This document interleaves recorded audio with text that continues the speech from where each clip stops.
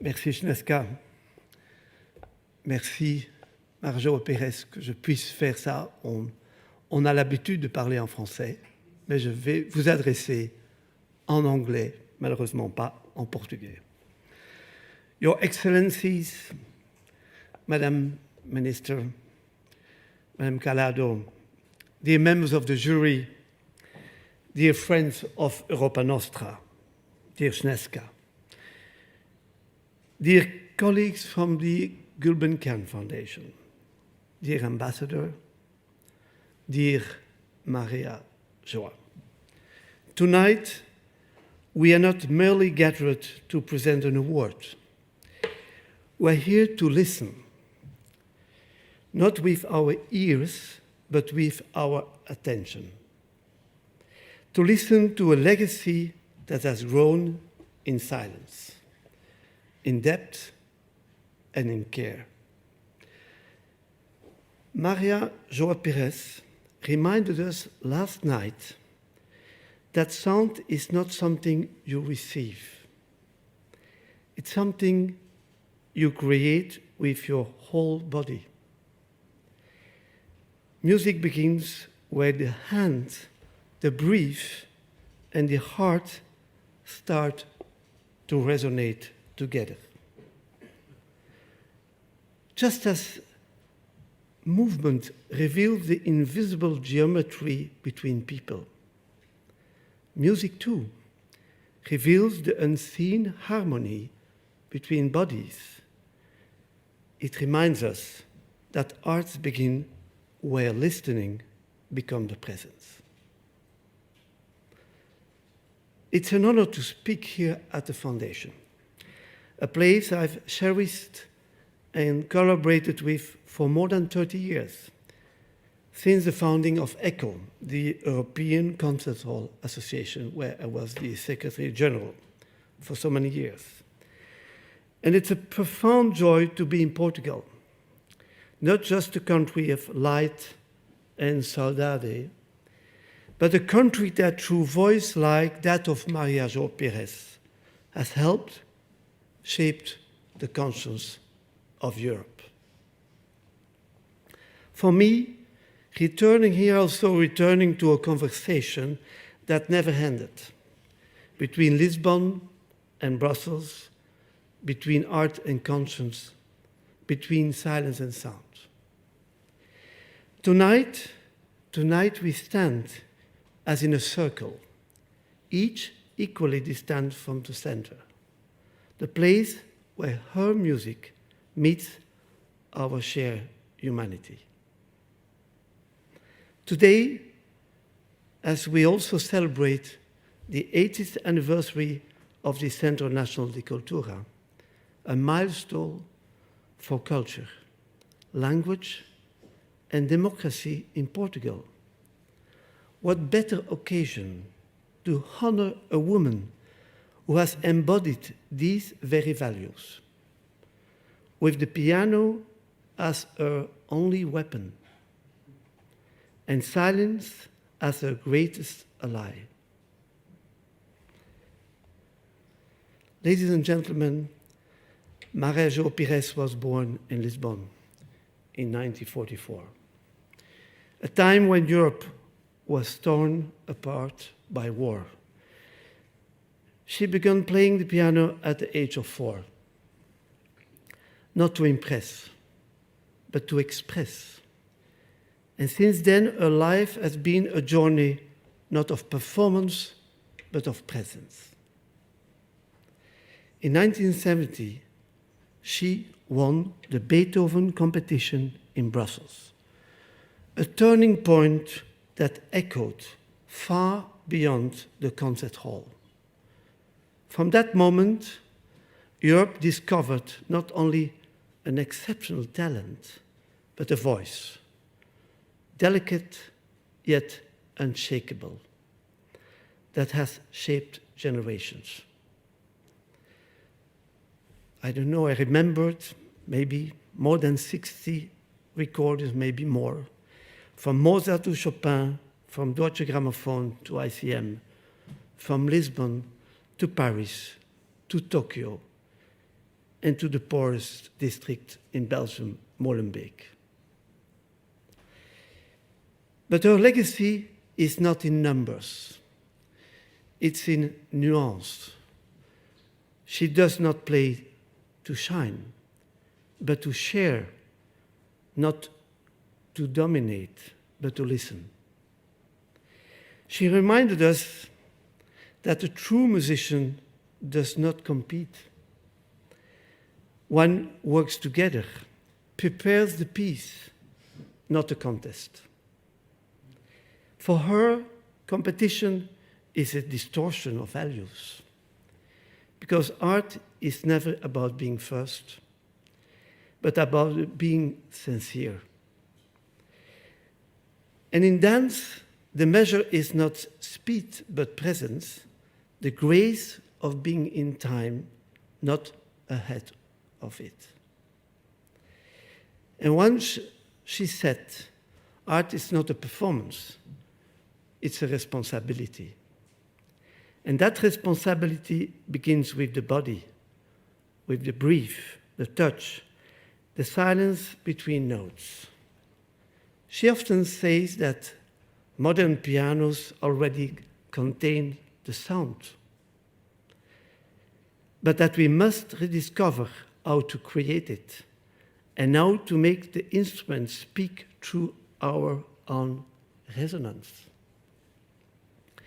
And it's in this dialogue between body and instrument, between discipline and freedom, that she finds truth, a movement of listening that unites the vertical search for meaning with the horizontal gesture of sharing. Maria João Pires has shown us that the piano can be more than a stage. It can be a sanctuary, a school of humility, and a language of peace. She also reminded us that talent can be spoiled by excess affection, but corrupted only by false values, by ambitions without soul. Dear friends, Maria João Pires' story is not only the story of a pianist. It's also a story of two countries, Portugal and Belgium, woven together by music, memory, and quiet diplomacy. Yes, in 1970, the Beethoven Bicentennial Competition in Brussels became the unlocked stage for a young Portuguese artist to speak a universal language. That moment, more than a victory, was a connection, a bridge, and that bridge has only grown stronger over the time. For Portugal, she was a revelation, a young woman carrying the lyricism of Lisbon onto an international stage. But for Belgium, she became the face of Europe that could listen again, a continent searching for meaning after May 68. She returned to Belgium not just to perform, but to plant seeds. With Augustin Dumay, the famous violinist, with the Queen Elizabeth Music Chapel, a small but world-renowned institution founded in the gardens of the Queen Elizabeth Estate near Waterloo, and later through projects in Brussels and in Molenbeek, she created space where music is not a luxury, but a right. She told us that sharing music among children of different origin was not about charity, but about equality of attention. That when young people play together, they build a new sense of belonging. And this is what art can do. When it moves from the stage into the social space, it redraws the invisible geometry between people. It was there that she tested a new idea, that learning music together could heal the fractures of a city. She would tell her students, some of them the children of migrants, that the piano is not an escape from life, but a way to listen to it more deeply. And I had the honor to welcome her many times at Beaux-Arts, the Center for Fine Arts in Brussels, that great house of dialogue at the heart of Europe. And I still remember her silences as vividly as her sound. In the middle of an encore, she would often stop, not out of hesitation, but out of truth. She once told me that silence for her was never absence. It was the moment when music finally begins to breathe. She taught us that architecture is choreography in stone, but what matters is not a building, but the space between its walls, the resonance it allows. Yes, her art, like this award, travels without passports, but carries the soul of nations. And between Portugal and Belgium, she built something far greater than a bridge, a conversation that continues to play softly across generations. Dear Maria João Pires, Maria João Pires did not stop at interpretation. She turns her life into education, not instruction, but transformation. In the hills of Portugal, as the minister already said, she founded Belgas, a sanctuary where music meets silence and care. There, children learn not only how to play, but how to listen to themselves, to nature, and to each other. Belgas is not a school, it's a vision. It grew from a ruin she rebuilt stone by stone, a place where every gesture, every note becomes a form of attention. And she asked her students to respect every room, every instrument, because learning, she said, begins with care. It's a choreography of small daily gestures, simple movement that together create harmony. That same spirit traveled north to Belgium, to partitura. Partitura is not a method. It became a philosophy. We should not compete, but care. Dixit Maria João Pires. To its workshops and choirs, she invited children of migration and silence to find their own voice in music, not in perfection, but in presence. There were moments, too, when she chose silence over compromise.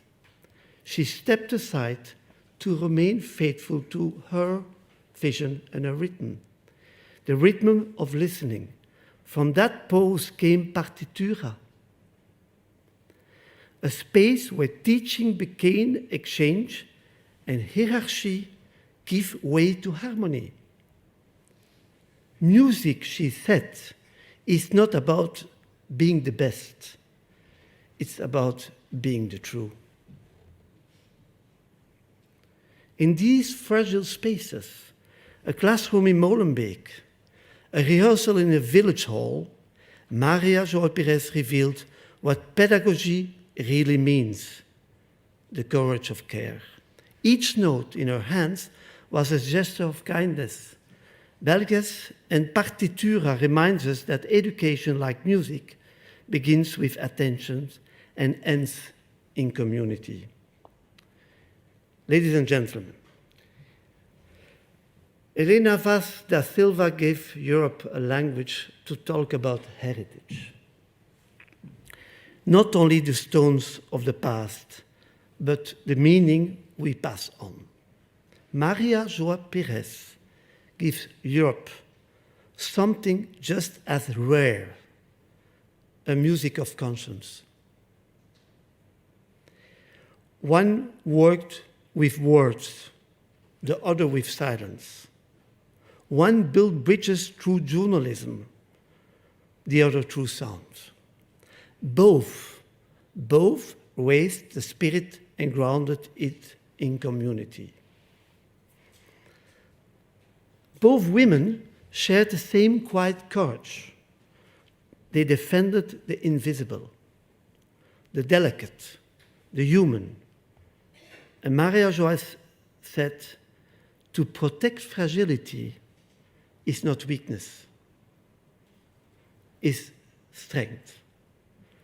Culture is not a luxury, it's a necessity. And Elena taught us that journalism, when true, becomes memory. Maria João Pires shows that music, when sincere, becomes healing. They remind us that to defend culture is to defend dignity. Their art moves like a spiral, always returning, always deepening.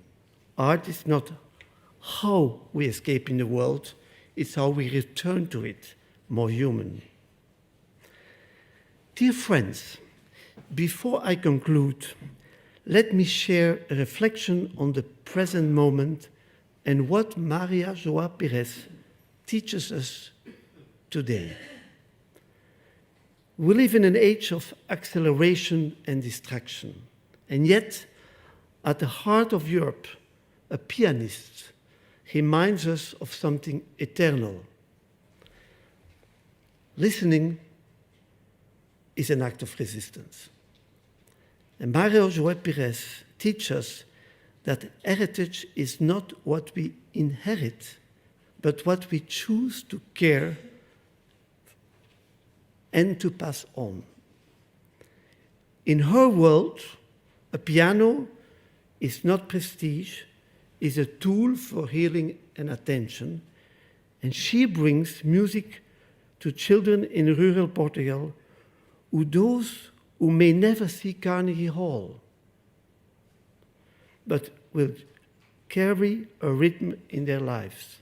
She says, our first task is to listen before we play and to let silence teach us the tempo of truth. And as we face the rise of the IA, the loss of silence and the noise of war, she offers us another path. Slowness as dignity, care as pedagogy, sound as memory.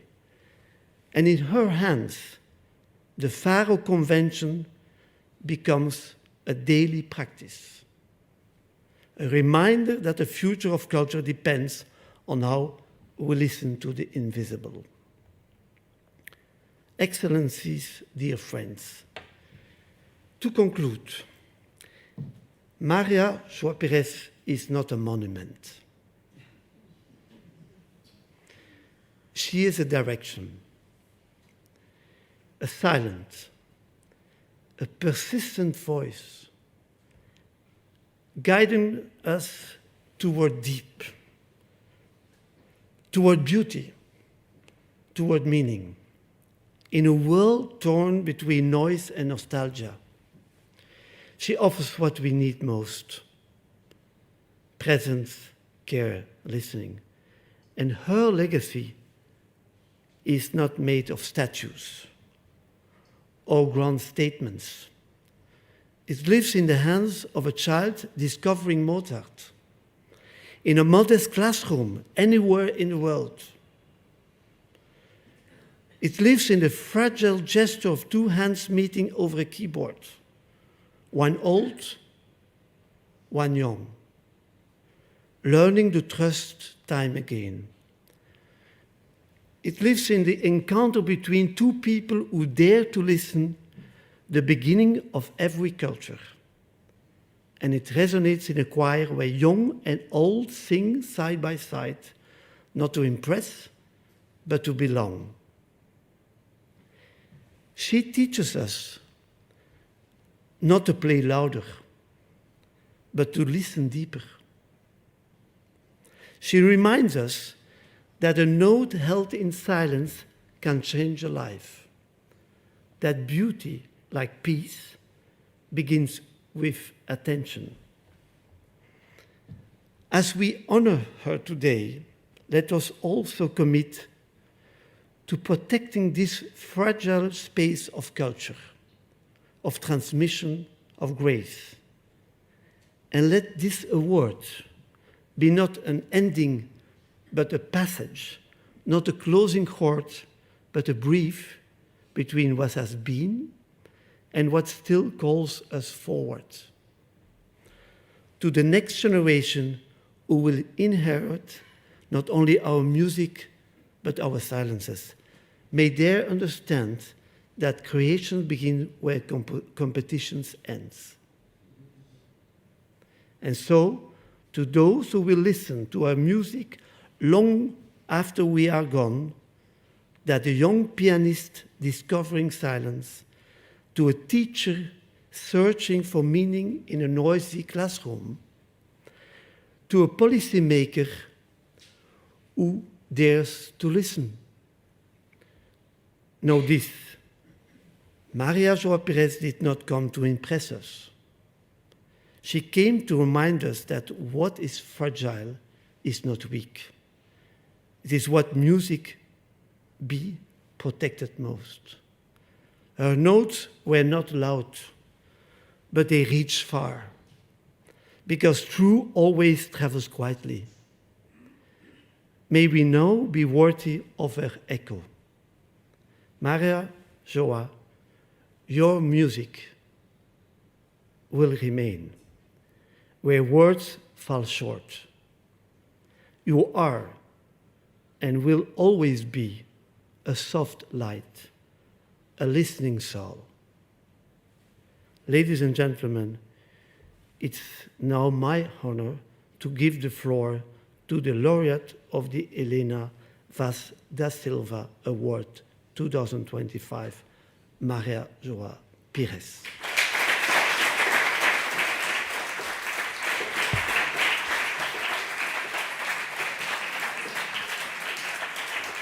Paul, wait a moment. Before you are staying here, we indeed invite Maria João Pires to come for the presentation of the award, together with Maria Calado, with Guilherme de Oliveira Martins.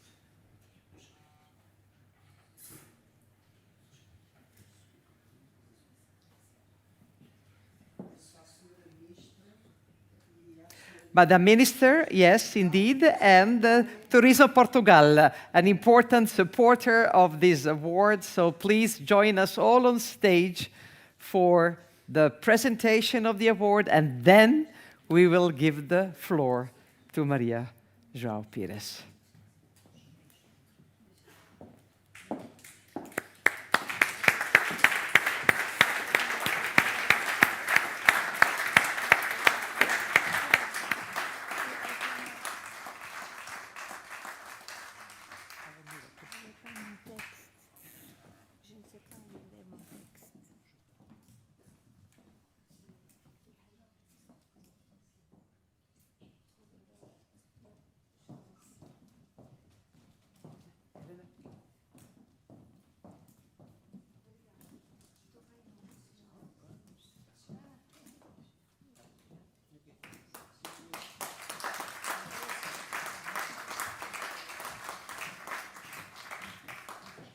Voilà.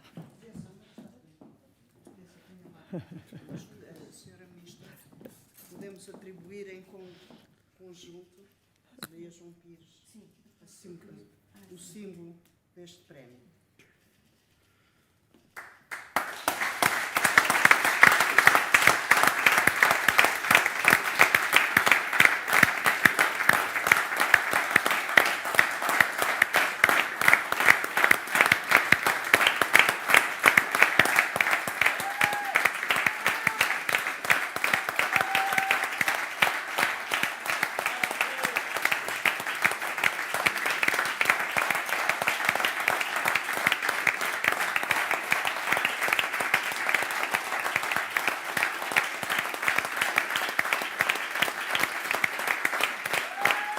Là,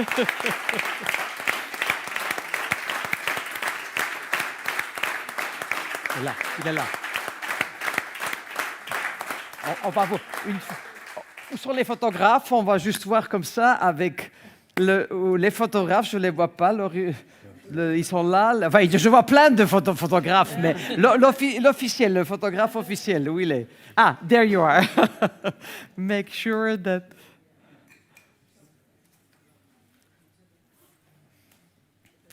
Voilà.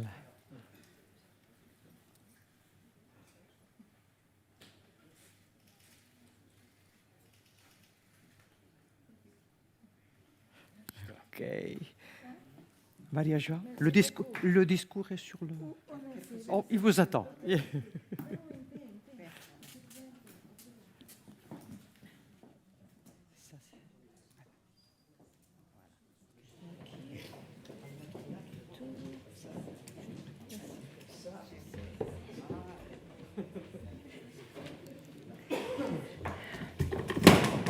Começa com a Janeiro. Começa com a Janeiro. Obrigada, sim, desculpe. Não sei se me estão a ouvir bem.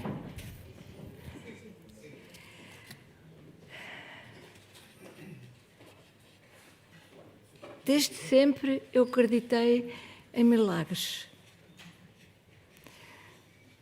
Desde sempre acreditei, talvez ingenuamente, em muitas coisas, em quase tudo.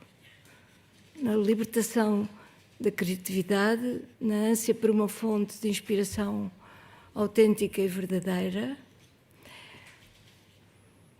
na bondade primordial, no primeiro sorriso que uma criança faz à mãe quando a descobre e a reconhece. Um sorriso repleto de gratidão e de luz, talvez mesmo de lucidez. Parece-me que essa gratidão é inata, não é adquirida, e penso que devia ser guardada e respeitada ao longo de toda a nossa vida. A gratidão por tudo o que nos é dado, por tudo o que ouvimos e vemos, por tudo o que nos encanta, por tudo o que gera felicidade em nós e nos permite sonhar, mover, ou cantar, ou sorrir.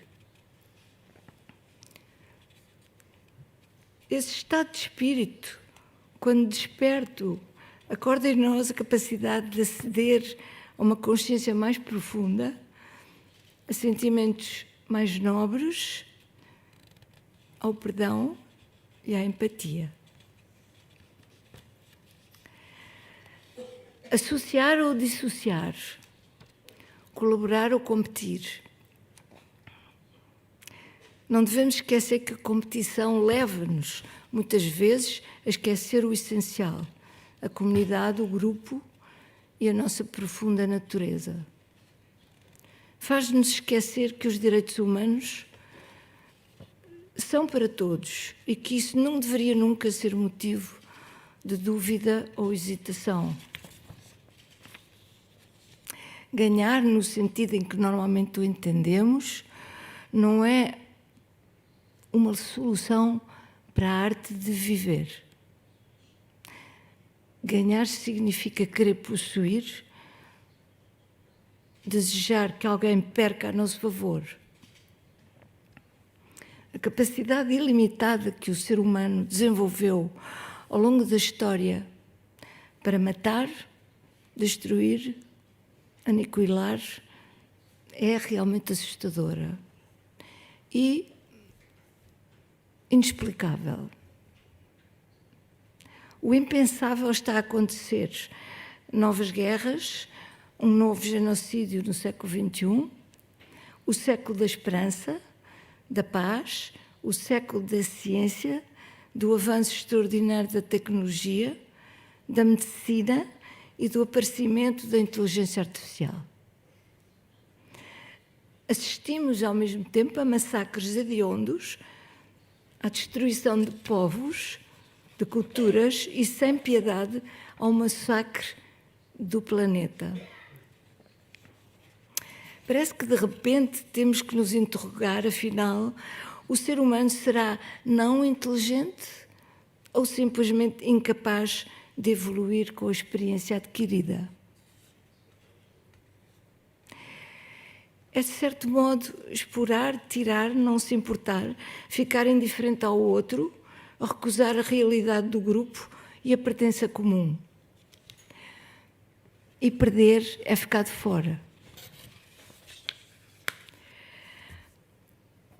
A ação artística e criativa pressupõe e implica a ausência de sentimentos de conquista, de posse e de sedução.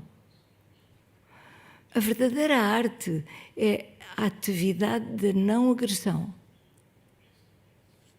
Compor ou tocar um instrumento, seja interpretando ou seja improvisando, pode ser, no fundo, muito próximo do ato de ouvir. Um ouvir ativo, autêntico, participante, que influencia um fenómeno que não nos pertence e ao qual chamamos arte.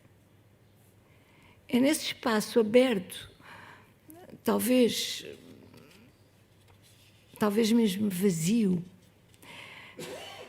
que pode então nascer e ser acolhido o desconhecido, o novo, que é o espaço da alma. Comecei por falar em gratidão e é com esse mesmo sentimento que recebo este prémio. Antes de tudo, quero expressar a minha profunda gratidão a Helena Vaz da Silva pela sua vida, pela sua coragem, pela sua visão e por tudo o que nos deixou como herança moral e espiritual. Helena Vaz da Silva foi uma voz que iluminou, uma mulher que acreditou que a cultura é uma forma de liberdade e que a liberdade é em si mesma uma forma de beleza. Este prémio que leva o seu nome é, por isso, uma homenagem à força interior que transforma o pensamento em ação e, por vezes, os sonhos em realidade. Recebo com gratidão, não por algo que ganhei, mas por algo que me foi oferecido, que me foi confiado, como um gesto de reconhecimento que me ultrapassa e pertence a todos os que caminharam comigo. É de todos os que me ajudaram, dos que me ensinaram e dos que me apoiaram nos momentos de dúvida e de silêncio. Os que acreditaram comigo nos milagres, na amizade, na compaixão, na generosidade, na curiosidade e na descoberta. Agradeço profundamente a todos e àqueles que, de perto ou de longe, fizeram parte deste percurso, visível ou invisível. Agradeço ao Dr. Guilherme Oliveira Martins e à Fundação Carlos Gulbenkian, que há mais de 50 anos me acompanha e apoia. À Secretária-Geral da Europa Nostra, Snežka Mikhailovic, muito obrigada. À Senhora Ministra da Cultura e do Desporto, Margarida Balseiro Lopes, à Professora Maria Calado e do Centro Nacional de Cultura, à Doutora Teresa Ferreira do Turismo de Portugal, aos membros do júri, ao Dr. Dinis de Abreu do Clube Português de Imprensa e ao Paulo Dujardin, com quem trabalhei tantos anos. Agradeço a todos os que tornaram possível este encontro, esta celebração da cultura, da liberdade, da alma humana. Agradeço aos que me ouviram, aos que me inspiraram, aos que me deram tempo, paciência e afeto. A Europa Nostra está a dar à Europa aquilo que eu chamo uma oportunidade, uma nova renascença, que representa o reintegrar da ação artística, não, desculpe, o reintegrar dos valores humanos e culturais numa Europa talvez demasiado solidificada pelo lado económico. A Europa Nostra vem repor algo que parecia ter sido perdido, uma personalidade, uma identidade e uma alma. Para mim, seria um privilégio poder colaborar neste processo. Recebo este prémio com a esperança de que a arte continue a aproximar-nos uns dos outros, a lembrar-nos da nossa fragilidade e da nossa força e a ensinar-nos que criar é também cuidar. Agora vou falar um pouco de mim. Comecei a tocar piano com 3 anos. Apaixonei-me pela música nessa idade e desenvolvi um interesse sem limites pelo som, por todas as suas nuances, pelas cores, por tudo que de algum modo se relacionasse com ele. Em criança, vivi essa ressonância com o corpo. Essa vibração atravessou-me, trespassou-me e projetou-me num mundo diferente. Talvez diferente do real. Ou aquilo que chamamos real. Nunca me senti verdadeiramente adaptada, nem incluída, apesar de todos os grandes esforços para me sentir aceite, para me aceitar, para me reconhecer como parte de uma sociedade, de um grupo de amigos e de colegas. Esses esforços foram produtivos até certo ponto. Aprendi a lutar, a distinguir, a reconhecer a injustiça no mundo.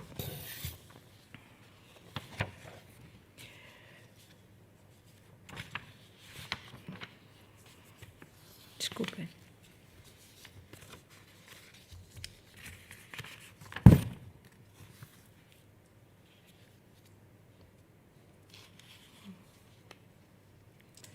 Perdi-me.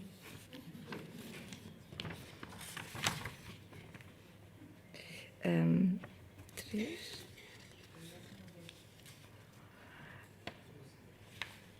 Já está.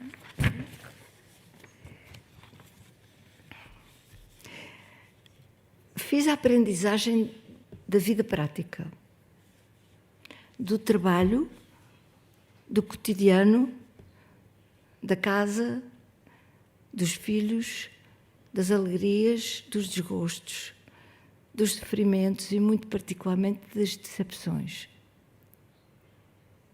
Fiquei entre 2 mundos, um mundo sonoro, sempre muito rico em flexibilidade, em movimento, em conexão com todos os fenómenos da arte e da imaginação.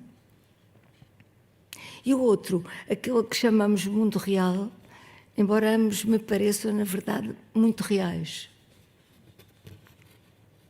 Assumi-me como pianista durante muitos anos. Essa escolha fez parte da minha vontade de inclusão, do desejo profundo de não ser rejeitada e, ao mesmo tempo, de eu nunca rejeitar os outros. Trabalhei muito, planeei muito pouco. Interessei-me profundamente por ciência, por literatura, por filosofia, também como um meio de compreender e pertencer. Cometi muitos erros, inúmeros erros, talvez por incapacidade de julgamento. Enfim, o que chamo de bom e de mau entrelaçaram-se, comunicaram e acabaram por gerar resultados. Terminei a minha carreira de pianista há alguns meses atrás, adoeci e estou, julgo, num processo de cura. Adoeci porque tentei ultrapassar-me e tentei ir até limites proibidos.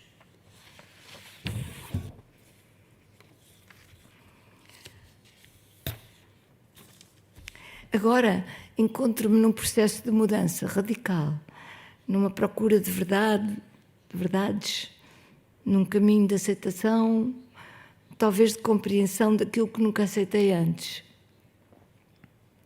É bom pensar que o futuro é incerto, desconhecido, talvez surpreendente. Essa incerteza coloca-nos a todos num estado de insegurança, só que muitas vezes criativa. A segurança, afinal, não abre assim tantas portas. Talvez até nos feche a uma maior compreensão do universo e do infinito. Muito obrigada a todos.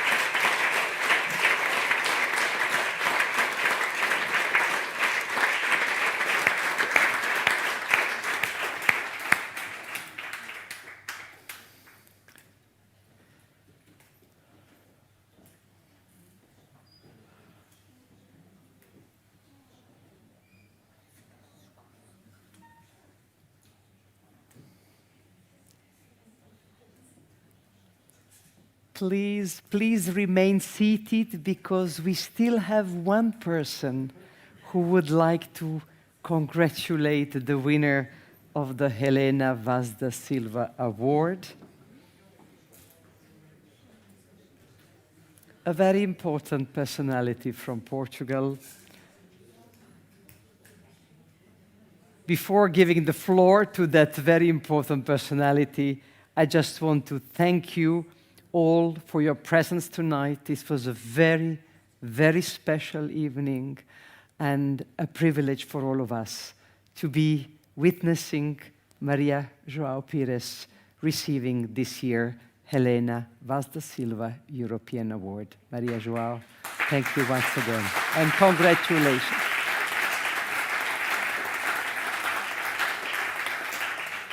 It has been an honor for me to be the Master of Ceremony. I say to all of you and to the ones who are watching us via live stream, see you next year. But now, it is my honor and great pleasure to give the floor to the President of the Republic of Portugal. We wish to express once again the deepest gratitude to President Rebelo de Sousa for his loyal and enthusiastic support to the Helena Vaz da Silva European Award. Please show us the video message.